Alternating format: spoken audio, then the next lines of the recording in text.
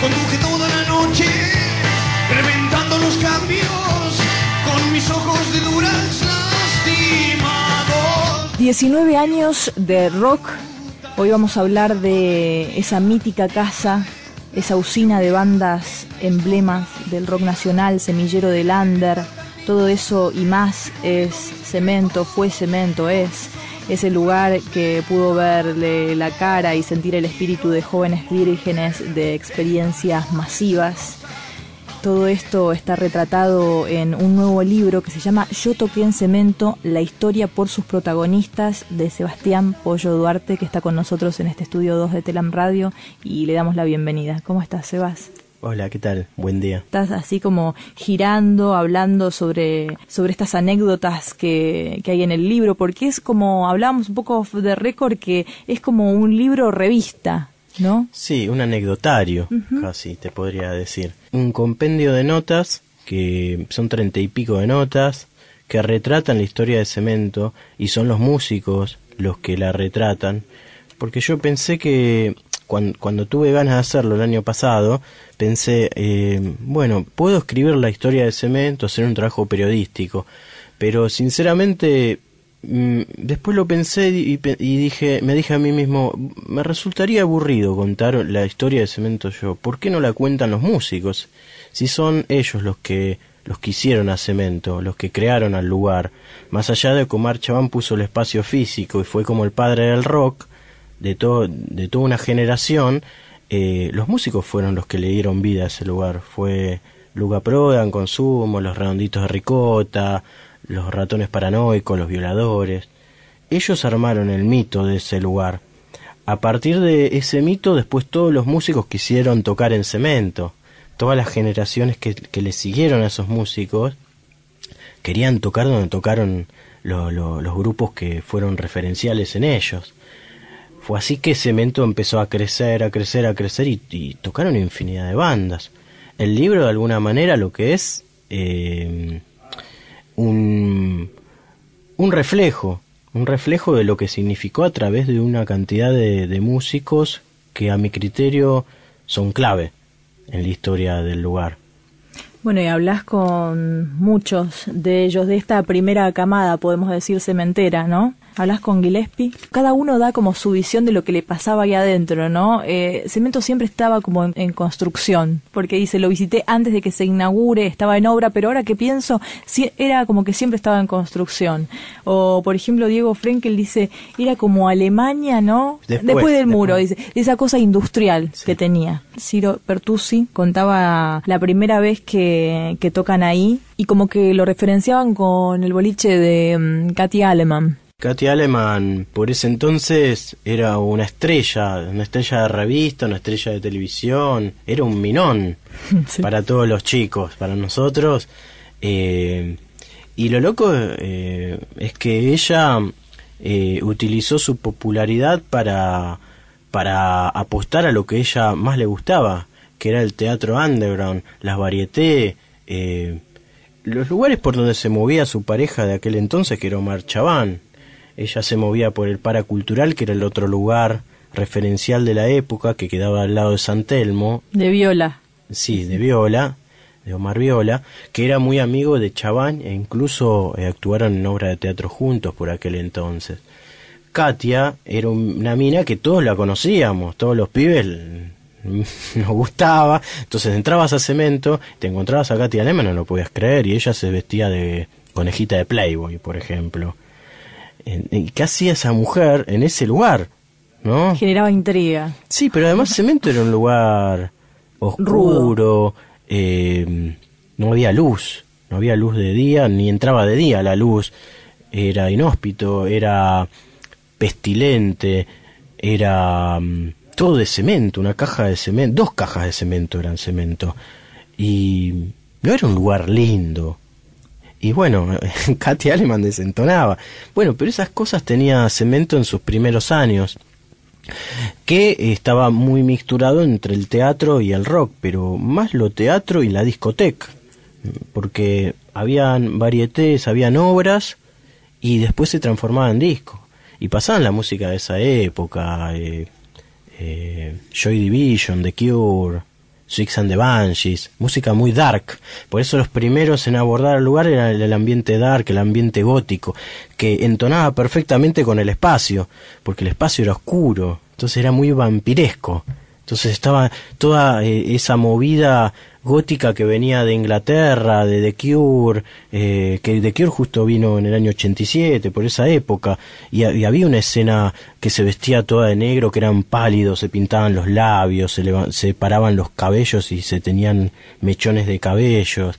Todos esos vampiros, entre comillas, iban a Cemento. Las tribus. Sí, tribus urbanas. Cuenta Ciro que había unos chicos de la barra brava de Huracán, o sea, imagínate, más pesado que la barra brava de Huracán, pero que entraron en Cemento y los mataron a palos. Está buenísima esa anécdota. Digo, no está bueno lo que pasó, no, pero refleja de alguna manera cómo era la escena y qué pasaba en la escena de Cemento en las diferentes épocas. Que eso es lo que yo intenté con el libro. No sé si lo logro, pero lo intenté. Que los músicos reflejen las situaciones de época. Sí, era un lugar de pertenencia Cemento. Lo que intenta decir Ciro es eso. Era de pertenencia muy fuerte. Y los punks lo hicieron de pertenencia.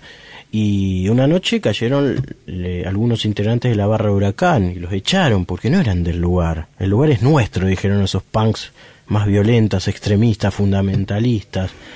Y los echaron y se produjo una batalla campal que después se desencadenó en otra batalla mucho más sangrienta en un club en Parque Patricios. Que hubo una venganza de la barra brava con estos punks violentos. Entonces inventaron un festival, produjeron un festival y sabían que iban a morder el anzuelo los punks. Y fueron los punks a ese club y ahí se armó una batahola. Fue terrible. ¿Qué año estamos hablando? Estamos hablando del año 86, 87, 86, 87. Más o menos la primera época de Cemento. ¿Lo que pasó ahí? ¿En esa batahola hubo heridos, muertos? Sí, ¿no? Hubo disparos. Sí, fue terrible. Lo interesante me parece, no sé si es la parte descriptiva de lo que sucedió, sino de la escena y lo que pasaba, cuánta violencia había, eran épocas muy paralelas a la situación del país. Por eso yo en el libro lo que hago es un paralelismo de contexto social en los 3 capítulos. Regreso de la democracia, digamos una democracia. Sí, después de la primavera alfonsinista, la juventud estaba ebullecida de alguna manera, estaba explosiva, bélica, de todo pasaba, era un germinerío de situaciones, de manifestaciones contraculturales, ideológicas. Entonces había muchos choques porque eran épocas de experimentación. Tanto los 80 como los 90 fueron épocas de experimentación, y en esas experimentaciones se producían como choques ideológicos, y al ser tan tribal todo, era tan tribal, era muy difícil aunar. Cemento lo que logró es aunar a todas esas tribus en un mismo espacio, pero no es que logró que todas esas tribus estén juntas, porque cada noche era una tribu entre comillas distinta, pero era el lugar donde iban todas, a diferencia de otros lugares que no pasaba lo mismo. Pero lo que sucedió con el lugar, digamos, fue totalmente espontáneo, porque no fue planificado, por lo que se cuenta también en el libro, ¿no? Espacio cultural, le decían en un principio, ¿no? Y tenía esta propuesta de performático. Sí. Bueno, por ahí pasó un ícono de la época que fue la Organización Negra, con una obra que se llamó Work, que era muy industrial la obra, y es la antesala de lo que fue de la Guarda y Fuerza Bruta, porque uno de sus integrantes fue el fundador después de la Guarda de Fuerza Bruta, que está en el libro, Pichón Baldino, que es hermano de Tutti Tutain, que seguramente lo conoces. Ah, mirá, no claro. Bueno, Pichón fue uno de los creadores de la Organización Negra, que fue una manifestación artística explosiva para la época. Veías cuestiones artísticas, cuestiones sociales, cuestiones políticas, contracultura, todo a través del teatro acción, no el teatro arriba de un escenario, sino de la acción y la interdisciplina. Y mixtura también, claro. Porque hay una entrevista de la Mona Jiménez, por ejemplo, que habla sobre sus presentaciones bizarras también. Sí, allí. también. Bueno, ahí la Mona tuvo el bautismo en el Rock, en Cemento, en 2 noches donde se llenaron las 2 noches, se agotaron las entradas y la Mona tuvo como un ingreso al mundo del rock que a él le generó mucho padecimiento, porque lo convencieron Fito Páez, Pipo Chipolati y Andrés Calamaro que tocaran. Decía que no quería ir porque la gente que tocaba ahí tenía los pelos verdes. Claro, sí, porque había olor a marihuana en el lugar y la mujer y él pensaban que era un perfume que se usaba en la época. Y bueno, y lo escupieron porque el punk tiene ese gesto de aprobación que es la escupida, que es horrible, pero bueno, dentro de la manifestación punk que nació en Inglaterra significa aprobación. Y Fito Páez le decía, te van a escupir, no te das pero bien, problema, buena onda, te van a escupir, es que te buena quieren, onda. es amor, le decían. Entonces Fito Páez subió al escenario en un momento y la Mona estaba todo escupido y se acercó al oído de Fito y le dijo, Fito, si esto es amor, me cago en el amor.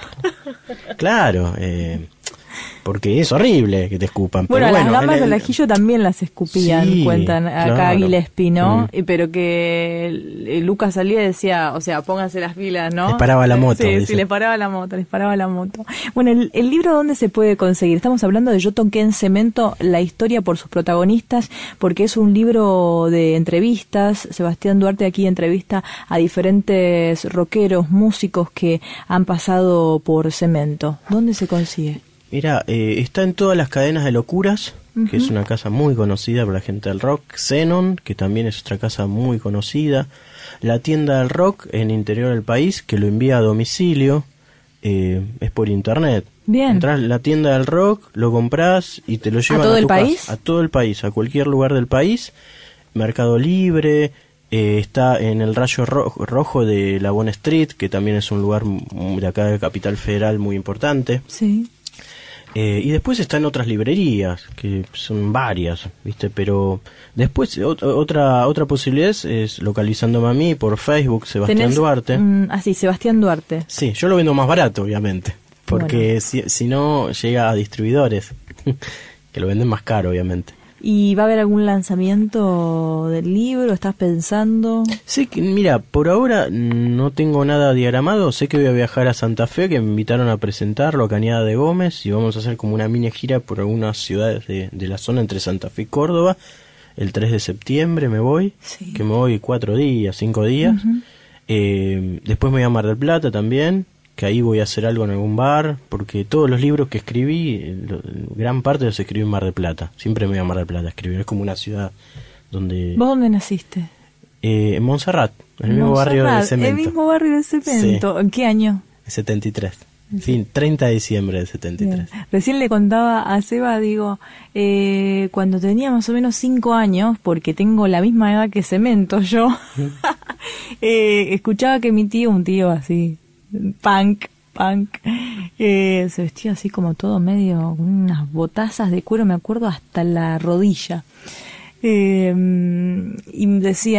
decía mi mamá, me voy a lo de Falopa y después nos vamos para Cemento. Me voy a buscar a Falopa y después vamos para Cemento. Y yo en mi cabeza pensaba, ¿de qué está hablando?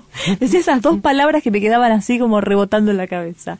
Y pensando un poco en el padre de este lugar, Omar Chabán, qué ingrato lugar le guardó, ¿no? La historia. Cuando digo la historia, hablo también de sus actores, lo que construimos la historia, ¿no? Sí. Falleció, recordemos, en noviembre del año pasado, a causa de un cáncer linfático que lo devastó. Sí. Pero bueno, eso, toda una historia detrás, bueno, con todo lo que pasó con Callejeros y fue como un poco el chivo, ¿no? Expiatorio. Sí, quienes lo conocimos y quienes lo apreciamos, creemos que falleció de disgusto, se enfermó de disgusto. Por lo menos queremos creer eso, ¿no? De un disgusto del cual él también fue partícipe, porque lo que sucedió en Cromañón fue una cadena de negligencia generalizada, a mi criterio, incluso de Omar. Más allá de que él fue el padre de algunas generaciones del rock, de los fines de los 80, los 90 y una porción del 2000.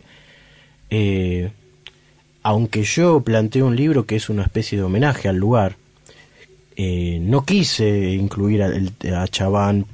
Yo lo podía haber hecho, podía haber ido al hospital el año pasado. Algunos amigos me decían, anda a verlo porque mirá que está muy enfermo y se va a morir en cualquier momento. Y la verdad que yo no quería llegar a ese lugar, no era mi intención del libro. Mi intención del libro era revalorizar al espacio que él nos dio, tanto a los rockeros como a los jóvenes que crecimos en Cemento, pero yo crecí en Cemento y vi a todas las bandas que hoy son conocidas en Cemento, en sus primeros pasos.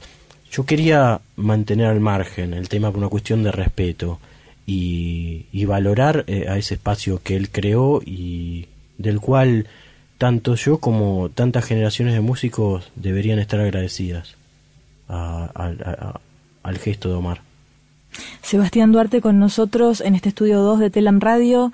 Él está presentando este nuevo libro que se llama Yo toqué en Cemento, la historia por sus protagonistas. Si agarraste esta entrevista comenzada y querés disfrutarla desde un inicio, podés entrar en www.telam.com.ar/multimedia/radio y ahí le das play desde el comienzo. En la edición, Sebastián Cidi, mi nombre es Alelia Cuña Barrenechea y bueno, te quiero agradecer, Sebas, por la visita. Yo te agradezco a vos que me hayas invitado. Dale, nos estamos viendo. Recomendado este Yo toqué en Cemento. Ella está tan linda. Ella es tan linda. No puede durar.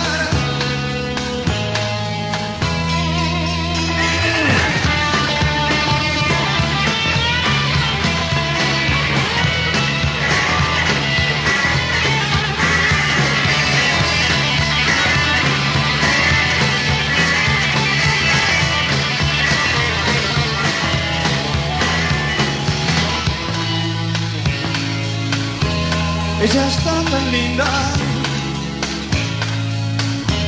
Ella es tan linda. No puede durar.